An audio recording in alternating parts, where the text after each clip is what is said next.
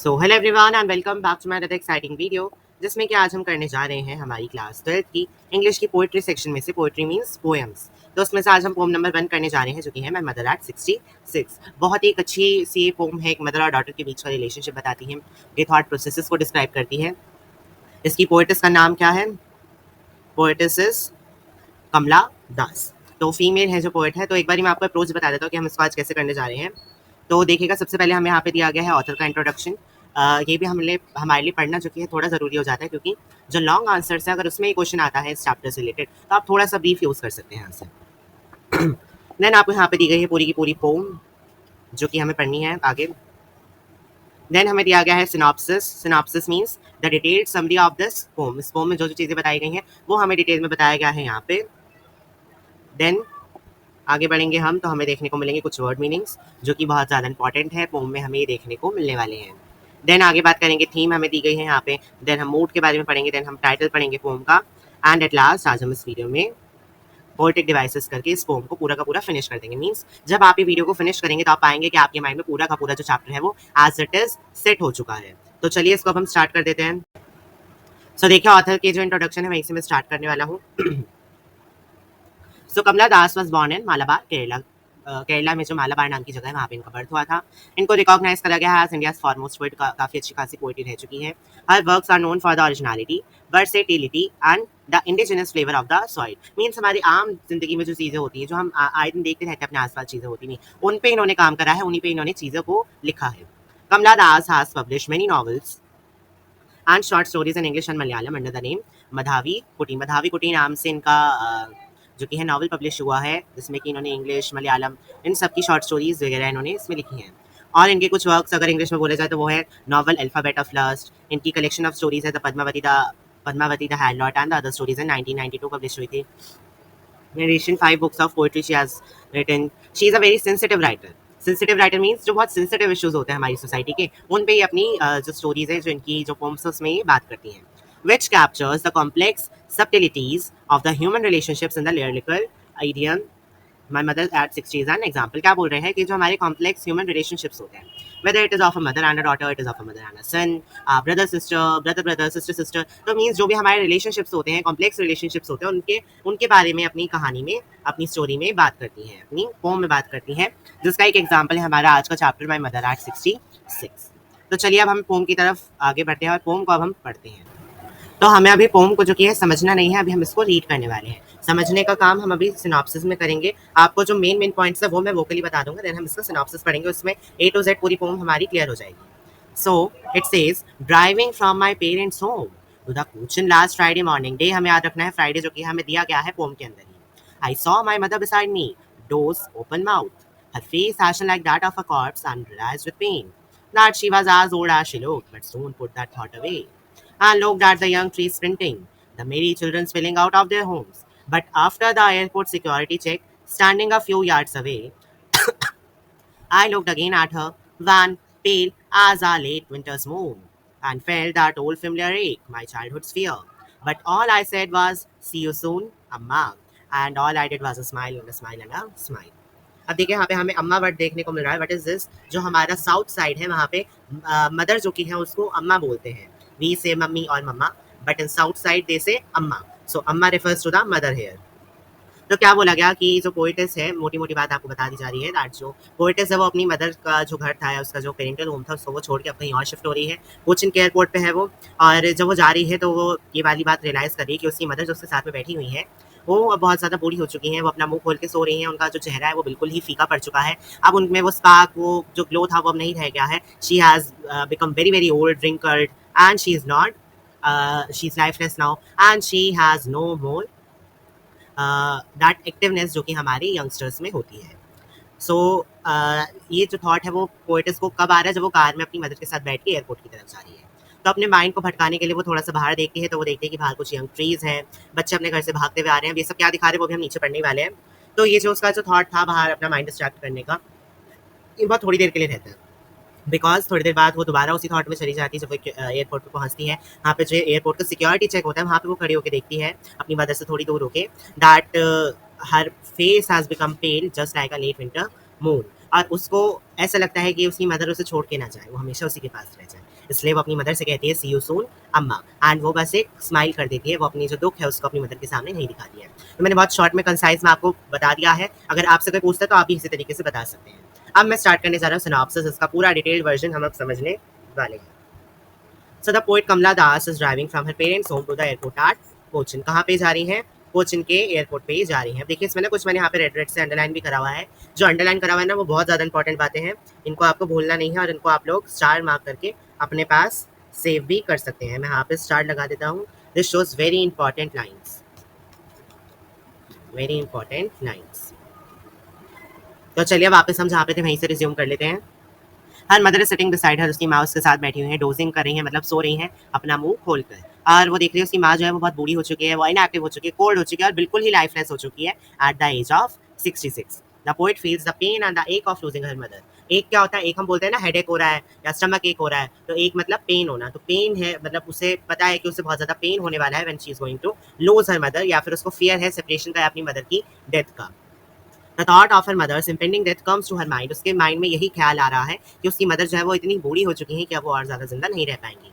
She is gripped with the fear, उसके मन में खौफ है और ग्रीफ है, दुख भी है, that she realise that her mother might not live for too long. मैंने आपको बता दिया है she has lost her brightness, वो अपनी चमक खो चुकी है, अपना ग्लो खो चुकी है, टेल पड़ चुकी है और वीक हो चुकी है। वीक मतलब बिल्कुल सूख चुकी है और उसके जो चेहरे के कलर है वो उड़ चुके हैं। द पोएट इज पेन्ड, उसे बहुत दर्द हो रहा है, पीड़ा हो रही है, because of her mother's ageing, अपनी मदर को मदर की एज बढ़ते हुए देख के, और जो कि अब बहुत जल्दी डेथ के पास आ चुकी है। The poet tries to brush aside her painful thoughts. वो अपना मन भटकाना चाह रही है पेनफुल थॉट से, by looking out of the car window. Car की विंडो से बाहर देखते अपना मन भटकाना चाह रही है। The trees outside seem to be running. तो जब वो बाहर देखती है तो वो देखती है कि जो पेड़ हैं वो भाग रहे होते हैं। ऑब्वियसली जब हम कार में बैठे होते हैं तो ऐसा लगता है हम बैठे हुए हैं, हम स्टिल हैं और बाकी सारी चीज़ें ऑपोजिटली चले जा रही हैं। तो ऐसा ही कुछ उसको भी लग रहा है। और the children look joyous as they rushed out of their homes. जो बच्चे हैं वो बहुत खुशी से, बहुत जोश के साथ चुकी हैं अपने घर से भागते हुए आ रहे हैं। The poet describes the young trees as a sprinting. Sprinting बोला है, स्प्रिंटिंग मतलब भागते हुए दिखाया है ट्रीज को। To distract her mind from the unhappy thoughts of her mother's old age, ताकि वो अपना जो माइंड है उन अनहैप्पी थॉट से हटा सके, उन बुरे ख्यालों से हटा सके जो कि उसको अपनी मदर की डेथ के, मदर की ओल्ड एज के जो कि हैं आ रहे हैं। सेकेंडली दो कॉन्ट्रास्ट करे हैं उसने, एक तो करा है ट्रीज और जो कि है मदर के बीच में, और सेकंड करा है चिल्ड्रन और मदर के बीच में। So the young trees, sorry यहाँ पे नहीं थे, हम यहाँ पे थे। She contrast between the young trees and her mother. Young trees और अपनी मदर के बीच में कॉन्ट्रास्ट करा है, जहाँ पे यहाँ से क्वेश्चन आ सकता है यहाँ तक। The young trees symbolise the freshness of life. कैसे कली फूटती है उससे फिर पूरा पौधा बन जाता है, तो वही बता रहे कि जो यंग ट्रीज है वो फ्रेशनेस दिखा रहे हैं लाइफ की, कि लाइफ अभी शुरू हुई है, they are very very young. While the mother symbolises the passive life, एक बीती हुई लाइफ, एक एजिंग और एक डेथ को सिंबलाइज करी है मदर। यहाँ पे जो पोएट है उसने पर्सोनिफिकेशन का यूज करा है, ट्रीज को उसने यंग बोला है, जबकि यंग एक ह्यूमन क्वालिटी है और ट्रीज जो कि है वो नॉन लिविंग है। उसने कॉन्ट्रास्ट करा है यहाँ पे। And the children are running out of their homes to enjoy themselves. वो अपने आप में एंजॉय करे, यूथ है वो, क्या रिप्रेजेंट करे, the youth, the energy and the life. एक बहुत ही जॉयस एनर्जेटिक होते हैं जो यूथ है, तो उनके लिए जो चिल्ड्रन वर्ड यूज करा गया। On the country mother is very inactive, she can not do anything, she is very cold, she is very lifeless at the age of 66। तो यहाँ से जो यहाँ तक का पैराग्राफ था इसको आप स्टार मार्क करके अपने पास लिख लीजिए, यहाँ से क्वेश्चन आ सकता है। ना भी आए तो आप इसको अपने आंसर में जरूर यूज करिएगा। The poet has brought in the image of a happy children running out of their homes to contrast the happy and active life of the children with the sad and inactive life of the old mother. उसने image बनाई है उन खुशहाल बच्चों की जो अपने घर से निकलते हुए आ रहे हैं, बहुत ही खुश हैं, बहुत ही एक्टिव है अपनी लाइफ में, जहाँ की जो मदर है उसकी लाइफ जो कि बिल्कुल ही सैड और इनएक्टिव हो चुकी है। The poet's mood uplift for a moment, looking out to the scene of jubilation. Means जब वो बाहर के इतने सुंदर चीज़ों को देख रही है, इतना अच्छा सा वो माहौल देखे जहाँ पे सारी नई चीज़ें, यूथफुलनेस है, there is a freshness of life, there is a spirit of living, तो वो सब देख के उसका मूड थोड़ी देर के लिए तो बहुत ज़्यादा अच्छा हो जाता है। But however the joyful scene did not help her drive away the painful thoughts from her mind. लेकिन उस सीन को देख के ऐसा नहीं था कि उसके जो थॉट्स है वो परमानेंटली खत्म हो गए थे, वो थॉट्स थोड़ी देर बाद फिर उसके मन में स्ट्राइक करते हैं। After the airport security check standing a few yards away, जब एयरपोर्ट पे सिक्योरिटी चेक हो जाता है तो एक बाउंड्री हम सबको पता बनी हुई होती है यहाँ पे सिक्योरिटी चेक की। यहाँ पे जिसको नहीं जाना होता वो रह जाता है और जिसको जाना होता है वहाँ से एंटर करके यहाँ पे आ जाता है। जो मदर थी वो यहाँ पे थी और जो हमारी ऑथर हैं वो यहाँ पे थी, तो ये दोनों थोड़े से यार्ड्स के डिफरेंस पे खड़े हुए थे। And the poet once again turned her gaze to her mother's colourless dull face. तो वो दोबारा से अपनी माँ के चेहरे को बहुत ध्यान से देखती है और देखती है कैसे उसकी जो रंग है वो उड़ चुके हैं, कैसे उसकी माँ का जो चेहरा है वो डल हो चुका है, बिल्कुल ही बूढ़ी हो चुकी है वो। She had lost her brightness and look pale and weak. बिल्कुल ही अपनी चमक खो के, अपने चेहरे को सूखा बना के वो अब रह गई हैं। The poet experienced all familiar ache her childhood fear of losing her mother. हर एक बच्चे को जब वो बहुत छोटे होते हैं तो उसे लगता है कि हमारी माँ हमें कहीं छोड़ के ना चली जाए, या अगर उसकी माँ उसे कहीं छोड़ के जाती है तो उसे लगता है अरे मेरी माँ कहाँ चली गई, मेरी माँ कहाँ चली गई। बट वो एक टेम्परेरी लॉस होता है मदर का, माँ फिर वापस आ जाती है। लेकिन यहाँ पे पोएट को पता है कि अगर उसने अपनी माँ को खो दिया तो वो वापस नहीं आने वाली है। The thought of impending death came to her mind again and again. The mother has been compare to the late winter's moon. एक सर्दी का चांद जो कि बहुत लेट निकला हुआ हो, ऐसे ही उसकी जो स्किन है वो, उसकी शाइनिंग जो कि है बिल्कुल ही खत्म हो चुकी है, उसकी स्ट्रेंथ खत्म हो चुकी है। It is like hedge obscure winter moon. The poet emphasizes the colorless lifeless and active full life of her mother। यही बातें बार बार हमें बताई गई हैं। मेटामॉर्फिकली the phrase implies that the poet's mother was old pale and weak। बहुत बूढ़ी, बहुत ज्यादा सूखी सी, बहुत ज्यादा पेल हुआ हुआ है उनका फेस।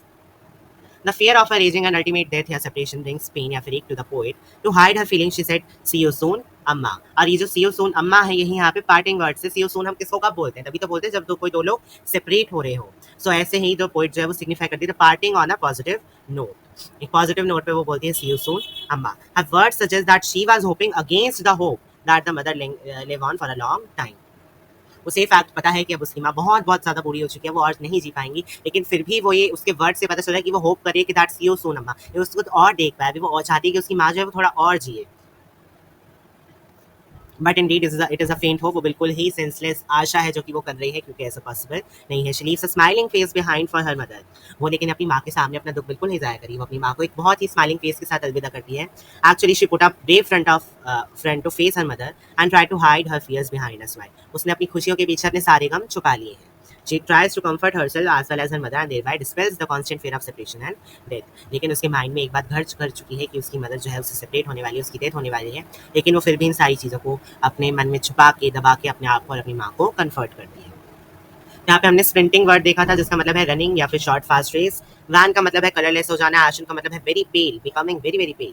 स्पिलिंग का मतलब मूविंग। एक का मतलब है कंटिन्यूस प्रोलॉन्ग डल पेन, जैसे कि मैंने आपको बताया था। एंड कॉर्प्स का मतलब है dead body of a human being. बोला है ना उसने कि वो मुंह खोल के सो रही हैं जस्ट लाइक अ कॉर्प्स। कॉर्प्स मतलब वो एक मरी हुई डेड बॉडी की तरह हमें लग रही है।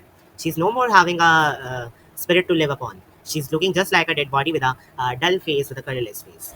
तो इसकी हम थीम देख लेते हैं। Ageing is a natural process, time and ageing spare none. जैसे कि बोलते time and tide wait for none, इसी तरीके से होता है time and ageing spare none. Means ना तो टाइम किसी को छोड़ता है, चाहे वो अच्छा टाइम हो चाहे बुरा टाइम हो, ना ही एजिंग किसी के लिए जो कि है उसको छोड़ सकती है। एज हमारी कंटिन्यूसली बढ़ती ही चली जाती है। And with this ageing separation death becomes unavoidable. और इस एजिंग जो हमारी डेथ होती है, किसी की भी डेथ होती है एजिंग की वजह से, विट बिकम्स अनअवॉइडेबल। तो उसकी वजह से उसकी जो डेथ है वो तो होनी ही, ऐसा नहीं है कि हम उसको अवॉइड कर दें। So the pome revolves around the theme of advancing as. जो पूरी पोम है वो रिवॉल्व कर रही है एक मदर की एडवांसिंग एज की तरफ, and the fear of loss and separation. और एडवांसिंग एज की वजह से होगी डेथ, उस डेथ की वजह से होगा क्या, लॉस और सेपरेशन। इसी का ही जो फियर है, खौफ है, पोएटस के मन में आ रहा है। The poet looks at the old and feeble mother and the finality of death looms large on her mind. यही बात उसके माइंड में घर कर चुके हैं। Looking at her old mother she is pained. उसके मन में बहुत ज्यादा पीड़ा है। Worried as she realizes that the mother may not live for too long. उसे पता है उसकी माँ बहुत ज्यादा जिंदा नहीं रहने वाली है। मून क्या है, एगोनाइजिंग एक्सपीरियंस है। It is a portrayal of a daughter's feeling as a concern for her mother. It is very difficult for the poet to accept that the mother is old and inching close to the death. Poets के लिए बहुत मुश्किल है इस बात पे विश्वास करना कि उसकी मदर जो है वो बहुत बूढ़ी हो चुकी है, वो डेथ के बस कुछ इंच दूर है। Looking at her mother and sitting beside her, she noticed her corpse-like ashen face। सूखा हुआ डेड बॉडी की तरह पड़ा हुआ चेहरा वो देखती है। She is both sad and anxious। वो बहुत दुखी भी है और बहुत anxious भी है, बहुत ज़्यादा इस बात को देख के शॉक भी है, anxious है कि उसकी मदर ऐसी कैसी हो गई है। Like any other child, she is afraid and insecure at the thought of losing her mother। किसी भी बच्चे को जिस तरीके से डर होता है, इनसिक्योरिटी होती है कि उसकी माँ उसे कहीं छोड़ के न चली जाए, उसी तरीके का डर इस पोएटस को भी था। टाइटल की बात करें, the poet talks about the aged and frail mother and express her worries concern for the ageing mother. The poet one day in a car looks at the mother seated beside her। उसकी माँ उसके साथ बैठी हुई, notice her ashen and pale visage and the reality that her mother is growing old। उसे पता है उसकी माँ बूढ़ी हो चुकी है। Consequently inching to the death seems to dawn on the poet। She is pained and saddened as she watches mother lumber towards her old age 66। तो देखिए हर चीज़ में एक ही बात घूम घूम के आ रही है। पोएट का दुख मनाना, उसका सोचना, उसका खौफ किस लिए, उसकी माँ की बढ़ती हुई उम्र के लिए। उसका चेहरा एक डेड बॉडी की तरह हो चुका है, उसका शरीर अपनी चमक खो चुका है। She has become pale and weak and everything. So I hope this thing is very very clear to you. अब हम देख लेते हैं इस चैप्टर के पोएटिक डिवाइसेस या फिर फिगर ऑफ स्पीच। तो देखा आप लोग जो कि हैं इसको पहले ही बहुत डिटेल में पढ़ चुके हैं, इसलिए हम इसको ज़्यादा डिटेल नहीं करेंगे, लेकिन मैं आपके लिए फिर भी एक बारी जो चीज़ें हैं वो बोल दूँगा। सिमली जो कि है वो क्या बताता है, सिमिली में कंपैरिजन होता है with the words like and age. Face ashen like that of a corpse, उसका चेहरा ऐसा हो गया था जैसे कि एक डेड बॉडी का हो। पेल एज लेट विंटर सून, ऐसा उसका चेहरा सूखा पड़ गया था, ये पीला हो गया था like a late winter moon. Personification, young tree sprinting, young trees जो कि है वो यंग हो सकते हैं, no, they are sprinting, they are running, how is it that possible. Metaphor, merry children spelling out. Repetition, smile smile smile. Tautology. I looked again at her worn and pale.